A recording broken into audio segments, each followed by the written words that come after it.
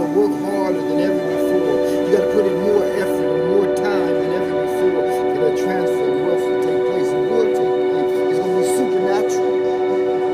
And when it happens supernaturally, you're going to know it's from God, because it's going to be not just 10 times, it's going to be 100 times greater than anything you could have hoped for, imagine, or dream.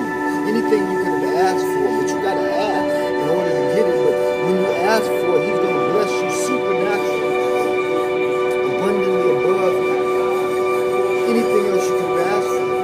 That's what you got to expect for the supernatural blessing, abundantly above blessing that's going to come over you and overtake you in this time. Get ready for that, ladies and gentlemen. It's coming. Don't let nobody steal it. Don't let nobody take it. A supernatural blessing in your health, where it's going to turn your health around.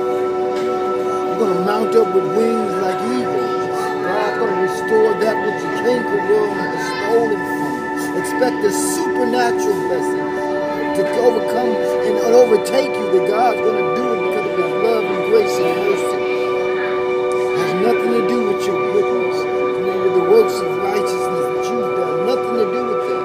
It's going to be His mercy. It's going to be a supernatural increase on the works of your hand, on what you put your hands to. 400 years of crying out, and then God heard their cry. This old man cried out to God, and God heard his cry. When you cry out to God, and you cry out to Him because you know Him, He's going to hear your cry. The children going to cry out, and God's going to hear their cry.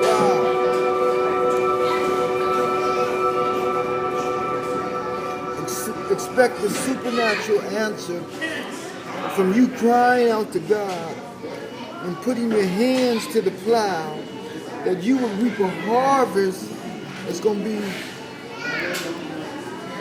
superly abundantly above all that you could hope or ask for or dream. It's going to be a harvest superly abundantly above all that you could hope for, ask, and dream, because you put your hands to it, but you also cried out to God. You got to still cry out to God.